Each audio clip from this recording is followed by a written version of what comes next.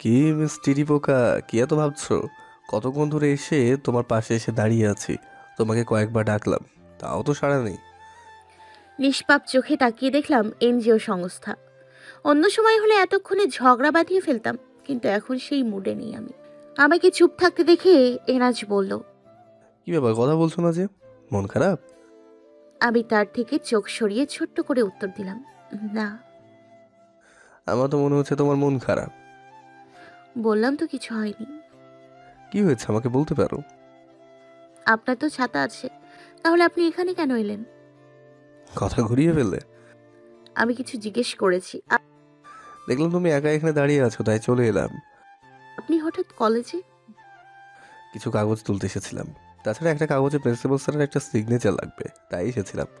তোমার ছাতা কোথায়? আমার ছাতা আনতে ভালো লাগে না। এটা কোনো কথা হলো? হ্যাঁ, হলো। আমি করছো? বলতে পারেন হ্যাঁ। আচ্ছা চলো একসাথে চা খাই, নাকি তাতেও সমস্যা হবে? ইচ্ছে করছে না। তোমাকে এতটা মনমরা ভালো লাগে না। তোমাকে হাসি খুশি প্রাণোচ্ছল দেখতেই ভালো লাগে। তুমি প্লিজ সবসময় হাসি খুশি থেকো। একটা মানুষ কখনো একরকম থাকতে পারে না, তাকে জানেন আপনি? হ্যাঁ জানি, তবে চেষ্টা করলে মানুষ সবই পারে। না, চেষ্টা করলে পারে না, ভালো থাকার অভিনয় করলে পারে। হয়েছে, সেসব কথা বাদ দাও। এখন চলো তো, চা খাই। আপনার মনে হয় চা অনেক পছন্দ। হ্যাঁ অনেক। আমি কোনো উত্তর দিলাম না, গুটি গুটি পায়ে তার সাথে সামনের দিকে যেতে লাগলাম। পাশের ছোট টং দোকানটা পলিথিন দিয়ে আটকে রেখে দোকানে ভেতরে ঘাপটি মেরে বসে আছে। এদিকটা অতটা খেয়াল করেনি বলে দেখেনি। ভেতরে গিয়ে একটা বেঞ্চিতে বসলাম আমরা দুজন। দোকানি যখন চায়ের কাপে চামচ নেড়ে সবকিছু মিশ্রিত করছিল, তখন কাপ ও চামচের সাথে লেগে যে টুংটাং শব্দ হচ্ছিল, আমি মুগ্ধ হয়ে তা শুনছিলাম। নিস্তব্ধ পরিবেশে বৃষ্টির পড়ার শব্দের সাথে এই টুংটাং শব্দটা আরো বেশি আকর্ষণীয় লাগছিল। চায়ের কাপ দুটো দোকানি আমাদের দিকে বাড়িয়ে দিল। আমরা দুজন হাত বাড়িয়ে কাপ দুটো নিয়ে নিলাম। এনার চায়ের কাপে চুমুক দিয়ে আমার দিকে তাকালো। আমি আর চোখে তার খেয়াল না করে বৃষ্টির দিকে তাকিয়ে চায়ে চুমুক দিলাম। কোনো কথা না বলে 2 কাপ চা খেয়ে দুজন বেরিয়ে পড়লাম। ততক্ষণে বৃষ্টি অনেক কমে গেছে। এনাজ আমাকে বলল, এক্ষুনি চলে যাবে? হ্যাঁ, রিক্সা পেলেই চলে যাব। কিছুক্ষণ একসাথে বৃষ্টি উপভোগ করি, চলো। আমার বিরক্ত লাগে। আমার সাথে উপভোগ করো, দেখবে ভালো লাগবে। তার কথার অবাধ্য হতে ইচ্ছে হলো না, তবে বুক চিরে একটা দীর্ঘশ্বাস বের হলো। সমান তালে বৃষ্টি বিন্দুগুলো ঝরে পড়ছে পিচ ঢালা রাস্তার উপর। সেদিকে দুজনের দৃষ্টি। এনাজ আমাকে চুপ করে থাকতে দেখে গলা ঝেড়ে বলল, একটা প্রশ্ন করি? হুম, করেন। তোমার কাছে ভালোবাসা মানে কি? তার এই অদ্ভুত প্রশ্ন শুনে আমি তার দিকে তাকালাম। তাকাতেই চোখাচোখি হয়ে গেল। তার চোখের দিকে তাকিয়ে ভেতরে ভেতরে কেঁপে উঠলাম। চাহনিটা ঘায়েল করে দেবে আমায়, কিন্তু আমি তো ঘায়েল হতে চাই না। দ্রুত চোখ নামিয়ে নিচু স্বরে বললাম, ভালোবাসার তো অনেক উদাহরণ আছে, কোনটা দিব? তোমার যেটা ইচ্ছা। ভালোবাসা হলো একটা রাবার ব্যান্ডের মতো, যার দুপাশে দুজন ধরে থাকে। যদি কেউ একজন এক পাশ থেকে ছেড়ে দেয়, তাহলে অবশ্যই অপর পাশের জন আঘাত পাবে। যাকে আপনি ভালোবেসেছেন তাকে আঘাত দেয়া আর নিজের সাথে প্রতারণা করা দুটোই সমান। সত্যি, ভালোবাসার রাবার ব্যান্ডের মতো। নয়তো সে এক পাশ ছেড়ে দিলে আমি তো আঘাত পেতাম না। তবে এক হিসেবে মনের ভেতর একটু শান্তি লাগে। আমাকে আঘাত দিয়ে সে নিজের সাথে প্রতারণা করেছে। আবার মাঝে মাঝে বুকটা কেঁপে ওঠে। আসলেই কি সে আমায় ভালোবেসেছিল? না, না। যদি ভালোবাসতো তাহলে তো এত বড় ধোঁকাটা দিতে পারতো না। এই উত্তরগুলো আমার জানা নেই, বরং উত্তর খুঁজতে গেলে আমি পাগল হয়ে যাই। বেঈমান মানুষটার উপর ঘৃণা হয়। এনাজের কোনো সাড়া শব্দ না পেয়ে তার দিকে তাকালাম। তাকিয়ে দেখি সে মুচকি হাসছে। নিশ্চয়ই আমার কথা শুনে হাসলো। তাকে হাসতে দেখে আমি জিজ্ঞেস করলাম, কি ব্যাপারে হাসছেন যে? আমি কি কোনো ভুল উত্তর দিয়েছি? এনাজ আমার চোখের দিকে তাকিয়ে বলল, না, তুমি ঠিকই বলেছো। তুমি এখানে দাঁড়াও, আমি পাশের রিক্সার গ্যারেজ থেকে আমার বাইকটা নিয়ে আসি। বৃষ্টি শুরু হচ্ছিল বলে সেখানে রেখে এসেছিলাম। আমি দ্রুত চোখ নামিয়ে মাথা নেড়ে সায় দিলাম। এই ছেলের চোখের দিকে তাকালে আমার ভেতরটা তোলপাড় শুরু করে দেয়। হৃৎপিণ্ডটা অনবরত লাফাতে থাকে। তখন ইচ্ছে করে হৃৎপিণ্ডটাকে খপ করে ধরে বন্দি করে রাখি, তাহলে হয়তো সব ঠিক হয়ে যাবে। এনাজ কিছুটা পথ যেয়ে পেছনে তাকিয়ে আমাকে বলল, তোমাকে বাড়িতে পৌঁছে দেবো, তোমার কোনো সমস্যা নেই তো? এখন রিক্সা পাওয়া সম্ভব নয়, তাই আমি আর কোনো ভনিতা করলাম না। ডানে বামে মাথা নাড়িয়ে না বললাম। এনাজ মুচকি এসে বাইক নিয়ে আসতে গেল। বাইক নিয়ে মিনিট তিনেকের মধ্যেই চলে এলো। ছাতাটা আমার দিকে বাড়িয়ে দিয়ে বলল, বাইকে উঠে বসো, আর উঠে দয়া করে ছাতাটা মেলে নিও। গুড়ি গুড়ি বৃষ্টি পড়ছে এখনো। তোমার তো আবার বৃষ্টির পানিতে অ্যালার্জি। এতটুকু বৃষ্টির পানি মাথায় পড়লে মাথা ব্যথা উঠে যাবে। আমি চমকে চোখ দুটো বড় বড় করে তার দিকে তাকালাম। এনাজ বাইকের আয়নার দিকে তাকিয়ে এক হাতে মাথা ঝাড়তে ঝাড়তে আমাকে বলল, এত অবাক হওয়ার কিছুই নেই, তাই আগের থেকে সব জেনেছি। আমি স্বাভাবিক হয়ে বাইকে উঠে গেলাম। এক হাতে এনাজের কাঁধে আলতো করে রেখে আর এক হাতে ছাতা মেলে ধরলাম। এনাজ সামান্য ঘাড় ঘুরিয়ে বলল, শক্ত করে ধরে বসো। বসেছি। আমার উত্তর শুনে এনাজ সামনের দিকে তাকিয়ে মুচকি হেসে বাইকে স্টার্ট দিল। বাইক শো শো গতিতে ছুটে চলল বাসার উদ্দেশ্যে। মিনিট 10 মধ্যে আমরা বাসায় চলে এলাম। এনাজ বাইক থেকে নেমে আমাকে ছাতা দিয়ে ভেতর অবধি পৌঁছে দিল। আমি মানা করেছিলাম, কিন্তু শোনেনি। এক ছাতার নিচে দুজন পাশাপাশি হাঁটার সময় আমার ভীষণ অস্বস্তি লাগছিল, যার কারণে তাকে বিদায় না জানিয়ে আমি দ্রুত রুমে চলে এলাম। বারান্দায় দাঁড়িয়ে উকি মেরে দেখলাম এনার ছাতা মাথায় ধীর পায়ে বাইকের দিকে এগিয়ে যাচ্ছে। আমার কেন জানি মনে হচ্ছে আমার জীবনে আবারও একই ঘটনার পুনরাবৃত্তি হতে চলেছে।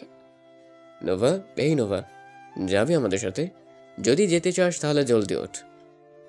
সবে মাত্র চোখ দুটো লেগে এসছিল, তার মধ্যে তায়াং ভাইয়া ডাকাডাকি শুরু করেছে। বিরক্তি সহকারে কপালের উপর থেকে হাতটা সরিয়ে চোখ পাকিয়ে তায়াং ভাইয়ার দিকে তাকালাম। মেজাজ আমার অলরেডি বিগড়ে গেছে। আমার চাহনিতে তায়াং ভাইয়া একটু ভ্রুক্ষেপ করলো না, বরং আবারও তাড়া দিয়ে পড়ল, ঘুমিয়ে গিয়েছিলি? কখন থেকে ডাকছি। এবার যেন মেজাজটা আরো বেশি চড়া হলো। বাঙালি কখনো কোনো কিছু সহজে বিশ্বাস করে না। ঘুম থেকে জাগিয়ে জিজ্ঞেস করে ঘুমিয়ে গেছে কিনা। যদি আপনি ঘুম থেকে উঠে বলেন ঘুমিয়ে গিয়েছিলাম কেন ডাকলে, তাহলে বিশ্বাস করবে। এখন আমার ইচ্ছে করছে তায়াং ভাইয়ার মাথায় যদি শক্ত কিছু দিয়ে আঘাত করতে পারতাম, তাহলে মনটা শান্তি হতো। রাগ না দেখিয়ে শান্ত কণ্ঠে জিজ্ঞেস করলাম, কি হয়েছে ভাইয়া, এত ডাকাডাকি কেন করছিস? আমি যে ঘুমিয়ে পড়েছি তা কি তোর চোখে পড়েনি? তায়াং ভাইয়া মুচকি হেসে বলল, এত তাড়াতাড়ি ঘুমোতে হবে না, মাত্র 8টা বাজে। এখন ঘুমিয়ে সারা রাত মোবাইল নিয়ে পড়ে থাকলে কপালে মার আছে। তার চেয়ে চল বাইরে থেকে ঘুরে আসি, তোর ফেভারিট ফুচকাও খাইয়ে আনবো। ভাইয়ার কথা শুনে চোখ দুটো আমার রসগোল্লা হয়ে গেল। এটা আমার ভাই তো। আমার বিশ্বাস হচ্ছে না। ওকে এতদিন খুঁচিয়ে খুঁচিয়েও রাতের বেলা বাইরে নিয়ে যেতে পারতাম না। কত বলেছি চল ভাইয়া ফুচকা খেতে যাব, কিন্তু ভাইয়া রাজি হতো না। সেখানে ও নিজে এসে বলছে বাইরে ঘুরতে নিয়ে যাবে। আমার বিশ্বাস হচ্ছে না। নিশ্চয় আমি ঘুমিয়ে ঘুমিয়ে স্বপ্ন দেখছি। চোখ দুটো বড় বড় রেখেই আমি বললাম, ভাইয়া আমি শিওর এখন আমি স্বপ্ন দেখছি। তুই এসব কথা কখনো বলতেই পারিস না। আমি আগে নিজেকে চিমটি কেটে দেখি আমি বাস্তবে আছি নাকি স্বপ্নে। তুই নিজে এসে এসব কথা বলছিস, আমার বিশ্বাস হচ্ছে না। কথাটা বলে নিজের গায়ে একটা ছোট্ট করে চিমটি কাটলাম। ব্যথা পেয়ে আগে থেকে দ্বিগুণ চোখ বড় বড় করে ভাইয়ার দিকে তাকালাম। আমি বাস্তবে আছি। তায়াং ভাইয়া আমার মাথায় মৃদু চাপড় মেরে বলল, যেতে চাইলে জলদি রেডি হ, নয়তো তোদের দুটোকে রেখেই আমরা চলে যাব। কে কে যাবো তায়াং ভাইয়া? তুই, আমি, তন্নি আর এনাজ। এনজিও সংস্থা আমাদের সাথে যাবে? কি? এনজিও সংস্থাকে? মানে তোর বন্ধু এনাজও আমাদের সাথে যাবে? হ্যাঁ যাবে। কেন, তোর কোনো সমস্যা? এনাজ আমাদের সাথে যাবে এই কথাটা শুনেই আচমকা আমার ভেতরটা চমকে উঠল। শ্বাস প্রশ্বাসও ভারী হয়ে উঠল। এই ছেলেটার কথা শুনলে ইদানিং আমার কি জানি হয়। আমার মনে হয় আমি নিজের মধ্যে থাকি না। কিরকম একটা অস্বস্তিকর ফিলিংস হয়। কোথায় অন্য কারোর সময় তো হয় না। আমাকে ভাবনায় বিভোর দেখে তায়াং ভাইয়া আমার চোখের সামনে তুড়ি বাজিয়ে জিজ্ঞেস করলো, কিরে, কোথায় হারিয়ে গেলি? এনাজ গেলে কি তোর কোনো সমস্যা? না না, সমস্যা হবে কেন? তাহলে এখন আর কথা বলিস না, যেতে চাইলে 10 মিনিটের মধ্যে রেডি হয়ে ড্রয়িং রুমে চলে আয়, নয়তো দুটোকে ফেলেই চলে যাব। মনে রাখিস সময় কিন্তু মাত্র 10 মিনিট। আর হ্যাঁ, বোরকা পরবি, হিজাব বাঁধবি, এই দুটো করতে 10 মিনিটের বেশি লাগে না। তায়াং ভাইয়া চলে গেল। আমি নিষ্পলক চোখে তায়াং ভাইয়ার যাওয়ার পানে তাকিয়ে রইলাম। কি করে বলবো যে তার বন্ধুর আশেপাশে থাকলে আমার হার্টবিট বেড়ে যায়, আমি কোথায় জানি হারিয়ে যাই। কিন্তু আমি তো চাই না আর কারোর মাঝে হারাতে। একবার ধাক্কা সামলিয়ে নিজেকে দাঁড়া করাতে পেরেছি, কিন্তু দ্বিতীয়বার তো পারবো না। নোভাপু, কি কালার হিজাব পাতবা? আমি কিন্তু মিষ্টি কালারটা পরবো। তুমি? তন্নি রুমে ঢুকে আলমারি খুলতে খুলতে আমার দিকে প্রশ্ন ছুড়ে দিল। আমি ওর দিকে কিছু সময় বোকার মতো তাকিয়ে রইলাম। আসলে আমি এতটাই ভাবনায় বিভোর ছিলাম যে ওর কথা মাথায় ঢোকেনি।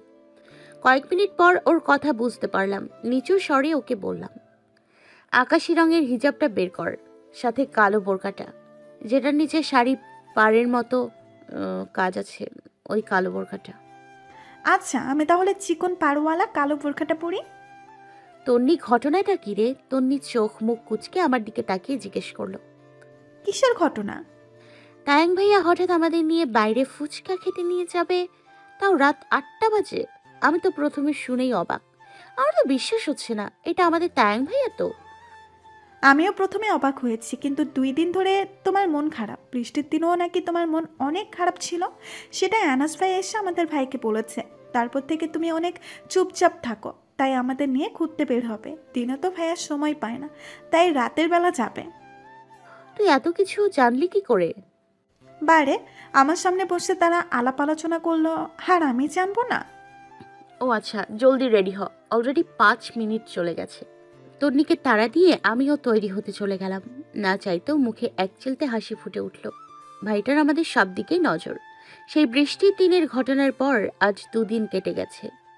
এই 2 দিন আমি সত্যি অনেক চুপচাপ ছিলাম, সেটাও ভাইয়ার চোখে পড়ে গেছে। নিজের মনে হাসতে হাসতে তৈরি হতে চলে গেলাম। ফুচকার স্টলে মুখোমুখি বসে আছি আমরা। আমার ভীষণ অস্বস্তি লাগছে। আমার বরাবর এনজিও সংস্থা বসেছে, তন্নির বরাবর তায়াং ভাইয়া। আমরা এখন যেই ফুচকার স্টলে বসে আছি সেটা এই বাজারের সবচেয়ে বড় ফুচকার স্টল। আমাদের মতো অনেকেই এখানে রাতের বেলা ফুচকা খেতে চলে আসে। তায়াং ভাইয়া ও এনাজ দুজন মোবাইলে ডুবে আছে। আমিও তন্নি একবার ওদের মুখের দিকে তাকাই, আরেকবার নিজেদের দিকে তাকাই। নিজেদের অসহায় শিশু মনে হচ্ছে। আমাদের পাশের টেবিলে 6 জন ছেলে বসে আড্ডা দিচ্ছে। সারা স্টল ওরাই তুলে ফেলেছে। ওদের দেখে আমার পুরনো কথাগুলো মনে পড়ে গেল। আমরা সব ফ্রেন্ডরা কখনো কফি শপে, ফাস্ট ফুডে কিংবা ফুচকা স্টলে গেলে এরম করতাম। এখন কারোর সাথে তেমন যোগাযোগ হয় না। শূন্য দৃষ্টিতে তাকিয়ে এসব ভাবছিলাম। তখনই ওই টেবিলের চিকনা দেখতে একটা ছেলে আমার দিকে তাকিয়ে এক চোখ মারলো। আমার রাগ হলো, কিন্তু কিছু না বলে চোখ ফিরিয়ে নিলাম। তন্নি আমাকে ফিসফিস করে বলল,